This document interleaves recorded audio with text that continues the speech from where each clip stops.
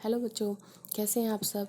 आज हम सब आपकी हिंदी की पाठ्य पुस्तक कृतिका भाग 2 में संकलित जॉर्ज पंचम की नाक का अध्ययन करेंगे।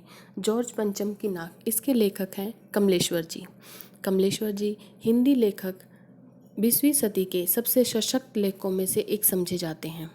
ये कहानी, उपन्यास, पत्रकारिता, स्तंभ लेखन, फिल्म, पटकथा जैसी अनेक विधाओं में उन्होंने अपनी लेखन प्रतिभा का परिचय दिया। इनका जन्म 6 जनवरी 1932 को मैनपुरी में हुआ।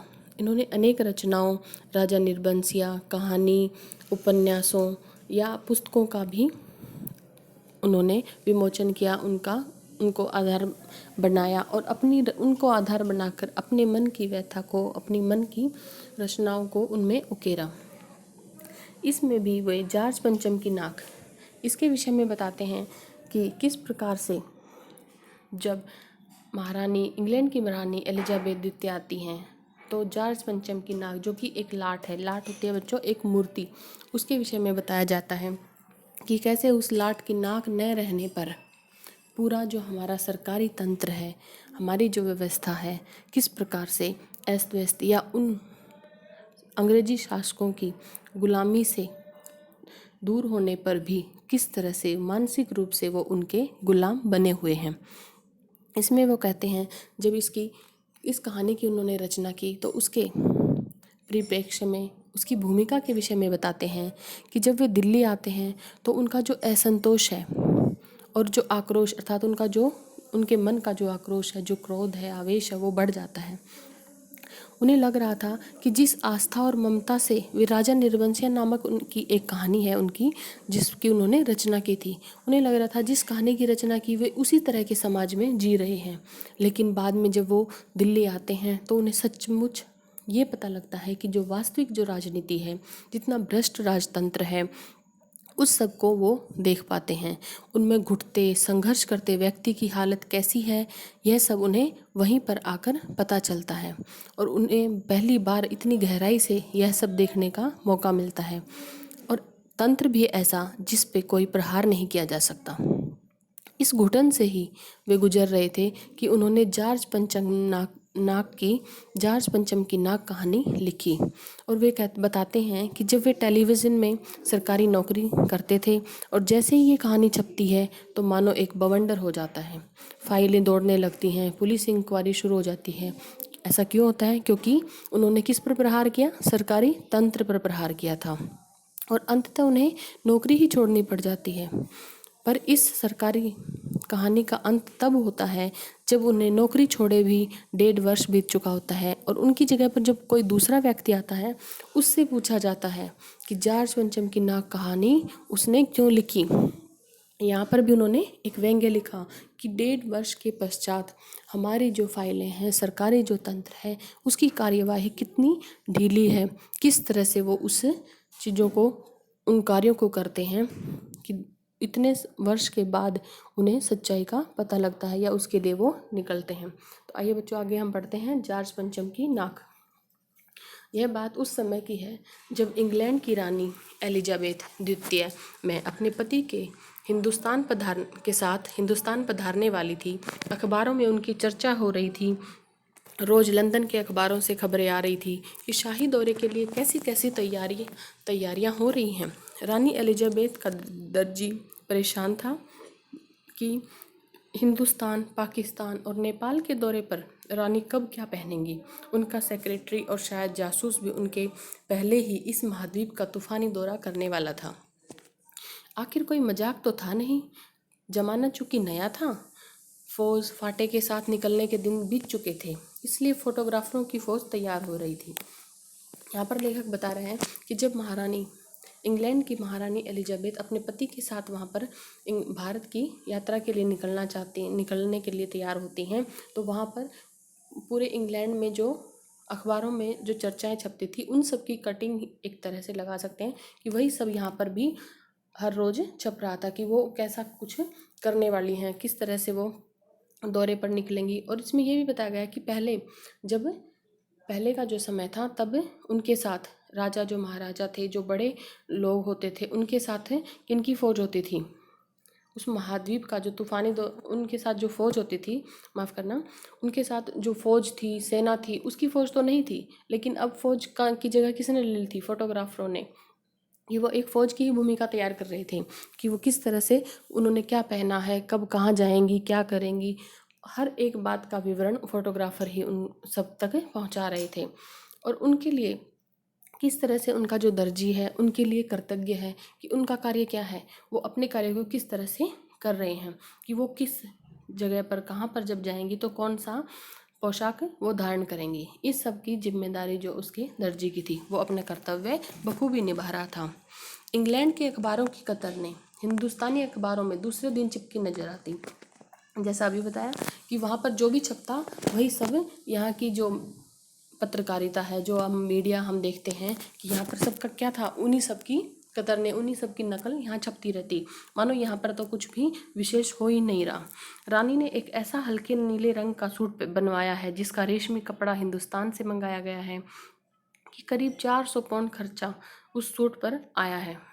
कि कितना उस जो महारानी एलिजाबेथ उस समय पहनने वाली थी, उन्होंने कैसा सूट पहनना है, उसका रंग क्या है, वो कपड़ा कहाँ से मंगवाया गया है, उस पर खर्च कितना हुआ है, ये सब चीज़ें यहाँ के जो अखबार थे या वहाँ के जो अखबार थे उन सब के लिए इतनी अधिक ज़रूरी हो गई थी कि यहाँ की अन्य जो आवश्यक बातें थी वो यहाँ के पत्रकारिता वाले छापना ज़रूरी नहीं समझते थे। यहाँ पर एक यह भी व्यंग्य दिखाया गया कि यही सब इतना उनके लिए महत्वपूर्ण हो गया हो। रानी एलिजाबेथ की जन्म पत्री भी छपी। यहाँ पर वो व्यंग्य करते हैं कि उनकी जन्म पत्री के विषय में भी उन्होंने यहाँ पर छाप दिया। प्रिंस फिलिप के कारनामे छपे और तो और उनके नौकरों, बावर्चियों, खानसामों, अंगरक्षकों की पूरी जीवनियाँ देखने में आई कि उनके साथ कौन है कौन नहीं है, उनके पास रहने वाले, उनका खाना बनाने वाले, उनकी सुरक्षा करने वाले, यहाँ तक कि उनके घर के या उनके जो जानवर तक के भी बारे में उन्होंने यहाँ पर मानो छाप दिया हो। जैसे आगे उन्होंने कहा है, शाही महल में रहने वाले और पलने वाले कुत्तों तक की तस्वीरें अखबार में छप गई थी। बड़ी धूम थी, बड़ा शोर शराबा था। शंख इंग्लैंड में बज रहा था, गूंज हिंदुस्तान में आ रही थी कि वहाँ पर क्या था कि यहाँ आने की तैयारी थी, लेकिन यहाँ वाले पहले ही इतनी उत्सुकता दिखा रहे थे मानो कोई ये जो कार्य हो रहा है किसी उत्सव से कम नहीं है। इन खबरों से हिंदुस्तान में सनसनी फैल रही थी। राजधानी में तहलका मचा हुआ था। जो रानी 5,000 रुपये का रेशमी सूट पहनकर पालम के हवाई अड्डे पर उतरेगी, उसके लिए कुछ तो होना ही चाहिए। क्या कुछ? बहुत कुछ होना चाहिए। जिसके बावर्ची पहले महायुद्ध में जान हथेली पर लेकर लड़ चुके हैं, उनकी शान शौकत के क्या कहने। और वही रानी दिल्ली आ रही है। नई दिल्ली ने अपनी तरफ देखा, बेसाख्ता मुँह से निकल गया, वह आए हमारे घर। बेसाख्ता का अर्थ है कि अनायासी, अचानक ही मुँह से, मानो स्वाभाविक रूप से जो निकल जाता है। वह हम आए हमारे घर, खुदा की रहमत, कभी हम उनको कभी अपने घर को देखते हैं। और देखते देखते यही नई दिल्ली का काया पलट होने लगा कि अब पूरी जो दिल्ली है उसमें सिर्फ एक ही कार्य बच गया था कि महारानी के स्वागत की तैयारियों के लिए सब कुछ यहाँ पर बदल जाना चाहिए। उनके लिए वो उनका आना यहाँ पर इतना एक उत्सव से बड़ा कार्य बन गया था। और करिश्मा तो यह था कि किसी ने किसी से नहीं कहा, किसी ने किसी को नहीं देखा, पर सड़कें जवान हो गई। अर्थात अब किसी को कहने की आवश्यकता नहीं थी। जो यहाँ पर सड़कें हैं उनकी जो व्यवस्था है वो ख़राब है, यहाँ पर एक्सीडेंट हो जाते हैं, यहाँ पर ना ही कोई फाइलें चली, ना ही किसी ने शिकायत दर्ज की, बल्कि वहाँ पर कार्य अपने आप ही हो रहे थे। यहाँ पर एक ये व्यंग्य क्या है कि जो कार्य कहने पर भी नहीं हो रहा था वो अब बिना किसी के कहे ही कार्य होने लगे थे। बुढ़ापे की मानो धूल साफ हो गई हो, कि इतने समय से जो धूल से अटी हुई सड़कें थी मानो वो अब साफ होने लग गई हों। बुढ़ापे की क्यों कहा है? क्योंकि इतने समय से जो धूल से अटी पड़ी थी। इमारतों ने नाजनीनों की तरह श्रृंगार किया। इमारत, जो पुरानी इमारतें थी, नाजनीन होते हैं, एक मानो दुल्हन की तरह श्रृंगार किया गया हो उनका। लेकिन एक बड़ी मुश्किल पेश थी, वह थी जॉर्ज पंचम की नाक। ये सबसे बड़ी मुश्किल इसमें क्या थी कि हर चीज़ को तो सजाया जा रहा था, लेकिन जॉर्ज पंचम की नाक, उसका क्या किया जाए। दिल्ली में सब कुछ था, सब कुछ होता जा रहा था, सब कुछ को जाने की उम्मीद थी, पर जॉर्ज पंचम की नाक बड़ी मुसीबत थी। नई दिल्ली में सब था, सिर्फ नाक नहीं थी। यहाँ पर जो व्यंग्य है आप उसे समझिए कि नई दिल्ली में सब था, कि वो प्रत्येक व्यवस्था कर सकते थे। और किनके लिए कर रहे थे? उनके लिए जिनके अधीन हमारा जो भारतवर्ष है, कितने उनकी गुलामी को हमने सहा है, और उन्हीं के लिए आज दिल्ली इतना उत्सव के समान कार्य कर रही थी।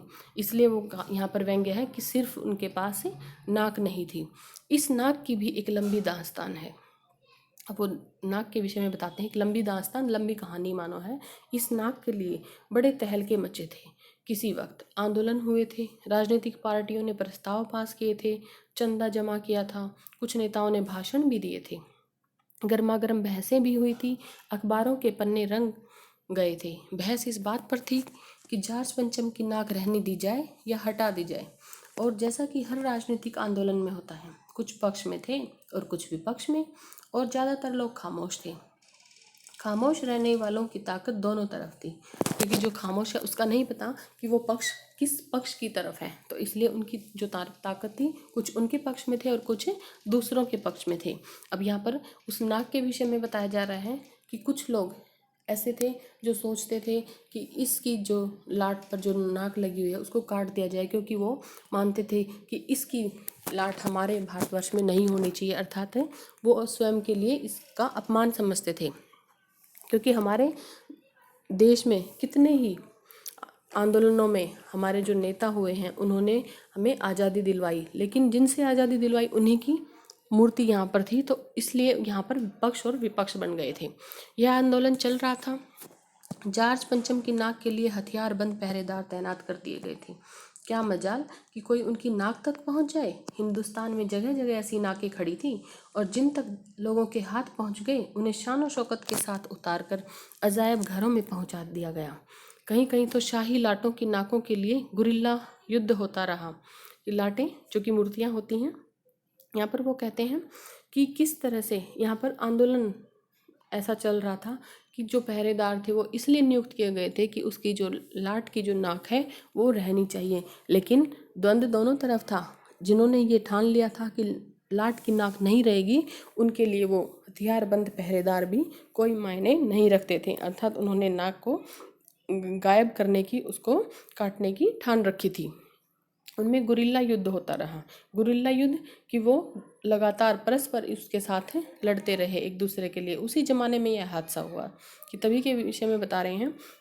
इंडिया गेट के सामने वाली जॉर्ज पंचम की लाट की नाक एकाएक गायब हो गई कि इतने हथियारबंद पहरेदारों के बावजूद वहाँ से जो नाक थी वो गायब हो गई थी। हथियारबंद पहरेदार अपनी जगह तैनात रहे, गश्त लगती रही और लाट की नाक चली गई। कितना सब होने के बाद भी रानी आए और नाक न हो। एकाएक परेशानी बढ़ी, बड़ी सरगर्मी हुई शुरू हुई। देश के खैरख्वाहों की एक मीटिंग बुलाई गई और मसला पेश किया गया कि क्या किया जाए। वहाँ सभी सहमत थे कि अगर ये नाक नहीं है तो हमारी भी नाक नहीं रह जाएगी। यहाँ पर क्या था, खैरख्वाह जो उनका भला चाहने वाले थे, कि जो देश का भला चाहने वाले थे, उनकी एक मीटिंग बुलाई गई और सोचा गया कि यदि जब महारानी यहाँ पर आएंगी और इनकी लाट पर इनकी नाक नहीं होगी तो ऐसा लगेगा मानो हमारे देश की ही नाक कट गई हो। तो कुछ उस समय पर भी उन्होंने ये व्यंग्य किया है कि कुछ ऐसे खैरख्वाह ऐसा भला चाहने वाले थे कि जिनके लिए उनकी नाक का होना या उनकी नाक का ना होना हमारे जो देश है उसकी नाक पर निर्भर करता है। अर्थात हमारे देश की भी नाक नहीं रहेगी यदि उसकी नाक नहीं होगी। तो ऐसा सोचने वाले लोग भी वहाँ थे। इसमें वो कहते हैं उच्च स्तर पर मशवरे हुए कि बहुत ज़्यादा सरकारी तंत्र में इस विषय पर सोचा गया, दिमाग खरोंचे गए और यह तय किया गया कि हर हालत में इस नाक का होना बहुत ज़रूरी है। यह तय होते ही एक मूर्तिकार को हुक्म दिया गया कि वह फ़ौरन दिल्ली में हाजिर हो। मूर्तिकार यूँ तो कलाकार था पर जरा पैसे से लाचार था। वो कहते कि जो मूर्तिकार था वो कला में तो बहुत अच्छा था, लेकिन पैसे से, अर्थात उसके पास पैसे की तंगी थी, वह गरीब था। आते ही उसने हुक्कामों के चेहरे देखे। उसने जो बड़े बड़े आला जो अफसर थे, जो बड़े लोग थे, उनको देखा। अजीब परेशानी थी उन चेहरों पर, कुछ लटके, कुछ उदास और कुछ बदहवास। उनकी हालत देखकर लाचार कलाकार की आंखों में आंसू आ गए।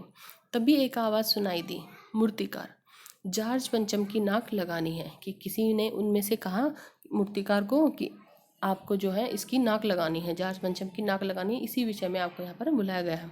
मूर्तिकार ने सुना और जवाब दिया, नाक लग जाएगी, पर मुझे ये मालूम होना चाहिए कि यह लाट कब और कहाँ बनी थी। इस लाट के लिए पत्थर कहाँ से लाया गया था। अब फिर उसने क्या किया, उसने सोचा, वो क्या था, कलाकार था कि वो बहुत तेज भी था, बुद्धि से भी उसको थोड़ा कुशाग्र तेज दिखाया गया है कि किस तरह से वो समय को व्यतीत कर रहा है या अपनी जेब भी एक तरह से भर रहा है, क्योंकि उसमें कितना समय लग जाएगा कि पत्थर कहाँ से आया, कब वो उस पत्थर को लेकर आएगा, वहाँ से ढूंढेगा, उस चीज़ के लिए वो समय मांग लेता है। और ये सारी इंक्वायरी वहाँ पर खोजबीन होनी शुरू हो जाती है। सभी हुक्कामों ने एक दूसरे की तरफ देखा, जैसा कि सरकारी दफ्तरों में होता है। एक की नज़र ने दूसरे से कहा कि यह बताने की जिम्मेदारी तुम्हारी है कि कहाँ जो पत्थर लगा था वो कहाँ से आया था और कब लगा था, ये सब चीज़ें कौन बताएगा। खैर, मसला हल हुआ। एक क्लर्क को फ़ोन किया गया और इस बात की पूरी छानबीन करने का काम सौंप दिया गया। पुरातत्व विभाग की फाइलों के पेट चीरे गए। पुरातत्व विभाग वो होता है जिसमें पुरानी जो चीज़ें हैं उनकी खोजबीन की जाती है, इतिहास से संबंधित। तो उसमें उनको फाइलों के पेट चीरे गए, अर्थात उन फाइलों को उलट पलट कर खोल फोल कर देखा गया, लेकिन पता न लग सका। क्लर्क ने लौटकर कमेटी के सामने कांपते हुए बयान किया, सर, मेरी खता माफ़ हो, खता गलती, फाइलें सब कुछ हजम कर चुके, अर्थात उन फाइलों में अब सब कुछ भी नहीं है, मानो उन्होंने ही सब कुछ निगल लिया हो, उनके पास अब सूचना देने के लिए कुछ न बचा। हुक्कामों के चेहरे पर उदासी के बादल छा गए। एक खास कमेटी बनाई गई और उसके जिम्मे यह काम दे दिया गया कि जैसे भी हो यह काम होना है और इस नाक का दारोमदार आप पर है। दारोमदार होता है बच्चों कि इस काम का होना या न होना ये सब आप पर निर्भर करता है, कि जो किसी एक व्यक्ति को यदि जिम्मेवारी सौंप दी जाए कि इस सारे कार्य का दारोमदार तुम पर है कि तुम इसे सफल बनाओगे या नहीं बनाओगे, तो ये है दारोमदार, कार्यभार को संभालना। आखिर मूर्तिकार को फिर बुलाया गया। उसने मसला हल कर दिया। वह बोला, पत्थर की किस्म का ठीक पता नहीं चला तो परेशान मत होइए, मैं हिंदुस्तान के हर पहाड़ पर जाऊंगा और ऐसा ही पत्थर खोज कर लाऊंगा। अब उसने एक और उपाय दे दिया। कमेटी के सदस्यों की जान में जान आई। सभापति ने चलते चलते गर्व से कहा, ऐसी क्या चीज़ है जो हिंदुस्तान में मिलती नहीं, हर चीज़ इस देश के गर्भ में छिपी है, ज़रूरत खोज करने की है। तो वो कमेटी के जो सदस्य हैं वो कह देते हैं कि हिंदुस्तान में तो सब कुछ मिल जाता है, हमारे यहाँ पर कौन सी ऐसी वस्तु है जो नहीं मिल सकती। तो उसमें वो कहते हैं खोज करने के लिए मेहनत करनी होगी, इस मेहनत का फल हमें मिलेगा, आने वाला ज़माना खुशहाल होगा। तो यहाँ पर वो हिंदुस्तान के विषय में बता रहे हैं, यहाँ पर ढूंढोगे तो सब कुछ मिल जाएगा। ये छोटा सा भाषण फ़ौरन अखबारों में छप गया, क्योंकि अखबारों के लिए तो और कोई कार्य मानो बचा ही नहीं था। मूर्तिकार हिंदुस्तान के पहाड़ी प्रदेशों और पत्थरों की खानों के दौरे पर निकल पड़ा। कुछ दिन बाद वह हताश लौटा। उसके चेहरे पर लानत बरस रही थी। उसने सिर लटकाकर खबर दी, हिंदुस्तान का चप्पा चप्पा खोज डाला, पर इस किस्म का पत्थर कहीं नहीं मिला। यह पत्थर विदेशी है। अब वो या इस पत्थर को विदेशी घोषित कर देता है। सभापति ने तैश में, क्रोध में, गुस्से में आकर कहा, लानत है आपकी अक्ल पर। विदेशों की सारी चीज़ें हम अपना चुके हैं, दिल, दिमाग, तौर तरीके, रहन सहन। जब हिंदुस्तान में बाल डांस तक मिल जाता है तो पत्थर क्यों नहीं मिल सकता। अर्थात वो यहाँ पर कहना चाहते हैं कि हमारे जो देश में क्या नहीं मिल सकता, कि हम विदेशों की सब कुछ तो हम विदेशों से आयात निर्यात करते रहते हैं, तो क्या ये पत्थर यहाँ पर नहीं मिला कहीं पर भी। मूर्तिकार चुप खड़ा था। सहसा उसकी आंखों में चमक आ गई। उसने कहा, एक बात मैं कहना चाहूँगा, लेकिन एक शर्त पर, कि यह बात अखबार वालों तक न पहुँचे, क्योंकि कोई भी वहाँ पर मीटिंग होती थी उसके बारे में वो लोग मीडिया को, पत्रकारिता वालों को बुलाकर अपने जो भाषण थे वो छपवा देते थे। तो वो कहते हैं, इसलिए मूर्तिकार कहता है कि इसके विषय में उनको पता नहीं लगना चाहिए। सभापति की आंखों में जब चमक आ गई थी, सब चपरासी को हुक्म हुआ और कमरे के सब दरवाजे बंद कर दिए गए। तब मूर्तिकार ने कहा, देश में अपने नेताओं की मूर्तियाँ भी हैं, अगर इजाज़त हो और आप लोग ठीक समझें तो मेरा मतलब है, तो जिसकी नाक इस लाट पर ठीक बैठे उसे उतार लाया जाए।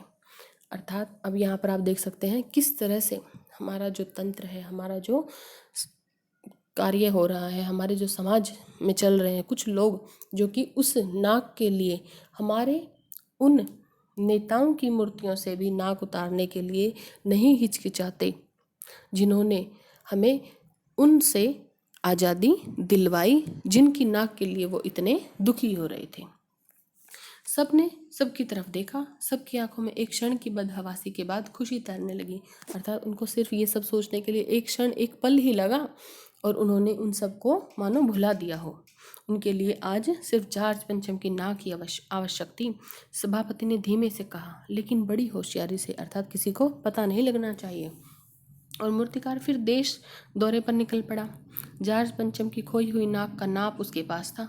दिल्ली से वह बम्बई पहुंचा। दादा भाई नौरोजी, गोखले, तिलक, शिवाजी, कावसजी, जहांगीर, सबकी नाकें उसने टटोली, नापी और गुजरात की ओर भागा। गांधी जी, सरदार पटेल, विट्ठल भाई पटेल, महादेव देसाई की मूर्तियों को परखा और बंगाल की ओर चला। गुरुदेव, रविंद्रनाथ, सुभाष चंद्र बोस, राजा राम मोहन राय आदि को भी देखा। नाप जोक की ओर बिहार की तरफ देखा। बिहार होता हुआ उत्तर प्रदेश की ओर आया। चंद्रशेखर आज़ाद, बिस्मिल, मोतीलाल नेहरू, मदन मोहन मालवीय की लाटों के पास गया। घबराहट में मद्रास भी पहुंचा। सत्यमूर्ति को भी देखा और मैसूर, केरल आदि सभी प्रदेशों का दौरा करता हुआ पंजाब पहुंचा। लाला लाजपत राय और भगत सिंह की लाटों से भी सामना हुआ। आखिर दिल्ली पहुंचा और उसने अपनी मुश्किल बयान की। पूरे हिंदुस्तान की परिक्रमा कराया था वो, कि सभी जगह उसने घूमकर देख लिया, सब मूर्तियां दिखाया, सबकी नाकों का नाप लिया, पर जॉर्ज पंचम की नाक इस नाक से सब बड़ी निकली। कि जॉर्ज पंचम की नाक उन सभी नेताओं की नाक से छोटी थी। उन सब नेताओं की नाक का बड़ा होना इस बात को प्रकट करता है कि उसकी नाक का जो गौरव है, जिसको बचाने के लिए कुछ लोग इतने उतावले हो रहे थे, वो उन नाकों के सामने कुछ भी नहीं था। वो बड़ी थी, अर्थात वो ज़्यादा सम्माननीय थी, वो बड़ी थी। इसलिए वो कहता है, सुनकर सब हताश हो गए और झुंझलाने लगे। मूर्तिकार ने ढांढस बताते हुए आगे कहा, सुना है कि बिहार सेक्रेटेरिएट के सामने सन 42 में शहीद होने वाले बच्चों की मूर्तियां स्थापित हैं। शायद बच्चों की नाक ही फिट बैठ जाए, यह सोचकर वहां भी पहुंचा, पर बच्चों की नाकें भी इससे कहीं बड़ी बैठती हैं। अब बताइए मैं क्या करूं। अब वो यहाँ पर आप देखिए कि यहाँ पर हमारे देश में, भारतवर्ष में सही शहीद होने वाले नेता ही नहीं, छोटे बच्चों की नाक भी जॉर्ज पंचम की नाक से बड़ी है। अर्थात उनका आत्मसम्मान, उनका जो सम्मान है, उनका जो स्थान है, वो भी उससे कहीं अधिक है। राजधानी में सब तैयारियां थी। जॉर्ज पंचम की लाट को मल मल कर नहलाया गया था, रोगन लगाया गया था, सब कुछ हो चुका था, सिर्फ नाक नहीं थी। बात फिर बड़े हुक्कामों तक पहुंची, बड़ी खलबली मची। अगर जॉर्ज पंचम के नाक न लग पाई तो फिर रानी का स्वागत करने का मतलब, यह तो अपनी नाक कटाने वाली बात हुई। लेकिन मूर्तिकार पैसे से लाचार था, अर्थात उसे क्या था, पैसा चाहिए था। पैसा उसके पास कम था और उसे कोई न कोई तो सुझाव देना ही था। यानी हार मानने वाला कलाकार नहीं था। उसे हार नहीं माननी थी, क्योंकि उसे पैसे की जरूरत थी। एक हैरत अंगेज ख्याल उसके दिमाग में कौंधा, चौंका देने वाला, और उसने पहली शर्त दोहराई। जिस कमरे में कमेटी बैठी हुई थी, उसके दरवाजे फिर बंद हो गए और मूर्तिकार ने अपनी नई योजना पेश की। चूंकि नाक लगाना एकदम ज़रूरी है, इसलिए मेरी राय है यह है कि 40 करोड़ में से कोई एक जिंदा नाक काट कर लगा दी जाए।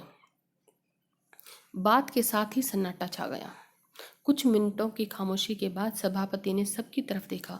सबको परेशान देखकर मूर्तिकार कुछ अचकचाया, अर्थात कि वो घबराया, थोड़ा परेशान हुआ और धीरे से बोला, आप लोग क्यों घबराते हैं? यह काम मेरे ऊपर छोड़ दीजिए। नाक चुनना मेरा काम है, आपकी सिर्फ इजाज़त चाहिए। अब यहाँ पर देखिए कि किस प्रकार से मूर्तिकार पैसे के कारण लाचार है। पैसे के कारण लाचार, अर्थात वो इतना लालची था कि एक जिंदा व्यक्ति की नाक का सुझाव भी उसने उन्हें दे डाला, और ना ही वो सब इस चीज़ के लिए घबराए। उन्हें जरा भी संकोच न हुआ कि एक जिंदा व्यक्ति की नाक को काटा जाएगा। किसके लिए? एक ऐसे व्यक्ति की नाक लगाने के लिए जो कि जिंदा ही नहीं है। कानाफूसी हुई और मूर्तिकार को इजाज़त दे दी गई। अखबारों में सिर्फ इतना छपा कि नाक का मसला हल हो गया और राजपथ पर इंडिया गेट के पास वाली जॉर्ज पंचम की लाट के नाक लग रही है। नाक लगने से पहले फिर हथियारबंद पहरेदार की तैनाती हुई। मूर्ति के आसपास का तालाब सुखाकर साफ किया गया, उसकी रवाब निकाली गई और ताज़ा पानी डाला गया। रवाब अर्थात उसमें जो भी गंदगी जमी हुई थी वो सब निकाल दी गई और वहाँ ताज़ा पानी इसलिए शायद डाला गया हो कि जिंदा नाग थी, उसे लगाने के लिए, उसे गीला ही रखने के लिए, उसमें नमी बनाए रखने के लिए कि वो सूखे ना, उसमें पानी डाला गया ताकि वह सूखने ना पाए। इस बात की खबर जनता को नहीं थी। यह सब तैयारियां भीतर भीतर चल रही थी। रानी के आने का दिन नज़दीक आता जा रहा था। मूर्तिकार खुद अपने बताए हाल से परेशान था।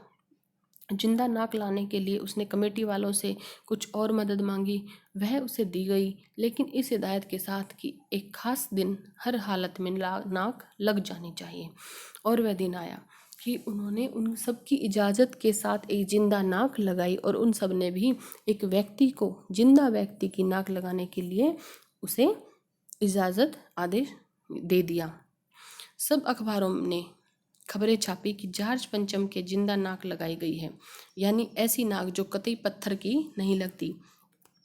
अब यहाँ पर किसी भी अखबार ने पूर्ण रूप से यह स्पष्ट नहीं किया था कि जो नाक है वो जिंदा व्यक्ति की नाक है। जिंदा नाक का अर्थ उन्होंने ये लगाया था कि वो ऐसी प्रतीत होती है मानो जिंदा है, जिंदा व्यक्ति की नाक है जो पत्थर जैसी नहीं लगती, क्योंकि यदि किसी को पता लग जाता तो यह भी एक नाक कटने वाली बात होती। लेकिन उस दिन के अखबारों में एक और बात गौर करने की थी। उस दिन देश में कहीं भी किसी उद्घाटन की खबर नहीं थी। किसी ने कोई फीता नहीं काटा था, कोई सार्वजनिक सभा नहीं हुई थी, कभी कहीं भी किसी का अभिनंदन नहीं हुआ था, कोई मानपत्र भेंट करने की नौबत नहीं आई थी, किसी हवाई अड्डे या स्टेशन पर स्वागत समारोह नहीं हुआ था, किसी का ताज़ा चित्र नहीं छपा था। सब अखबार खाली थे। पता नहीं ऐसा क्यों हुआ था। नाक तो सिर्फ एक चाहिए थी और वह भी बुद्ध के लिए। तो बच्चों, यहाँ पर यही बताया गया है कि उस दिन ऐसा नहीं है कि उस दिन कोई भी कार्यक्रम हुआ ही नहीं था, बल्कि ये एक उन अखबार वालों का विरोध करने का तरीका था। बेशक उन्हें यह सब अपनी उस गलती का आभास हो चुका था जो उन्होंने पहले दोहराई थी कि उस महारानी एलिजाबेथ जो इंग्लैंड की महारानी आई थी, उनके लिए, उनके स्वागत के लिए इतने समय से वो उनकी कतरने, उनके अखबारों की कतरने तक यहाँ जब छाप रहे थे, अर्थात उनके लिए वो इतनी आवश्यक हो गई थी कि हमारा जो देश था, वहाँ की जो घटनाएं थी वो भी उनके लिए मानो महत्वपूर्ण न रही हों। लेकिन जब उन्हें पता लगता है कि वहाँ पर जो नाक लगती है वो जिंदा व्यक्ति की नाक है, तो वो उनमें इसी कारण से वो विरोध करते हैं और उस विरोध में सिर्फ वो क्या छापते हैं कि नाक लग गई थी। यदि वो बता देते कि जो नाक लगी थी वो जिंदा व्यक्ति की नाक थी, तो इसमें हमारे देश की भी नाक कट सकती थी। इसी कारण शायद उन्होंने इस बात को छुपाया और उन्हें जिंदा व्यक्ति की नाक के समान, अर्थात जो पत्थर के समान नहीं दिखाई देती, वही बताया। नहीं तो महारानी के सामने भी फिर से हमारी नाक कट जाती। तो आपको कैसा लगा ये पाठ? इससे आप क्या समझते हैं? इसे ध्यान से पढ़िए और इसके क्वेश्चन आंसर कीजिए। धन्यवाद।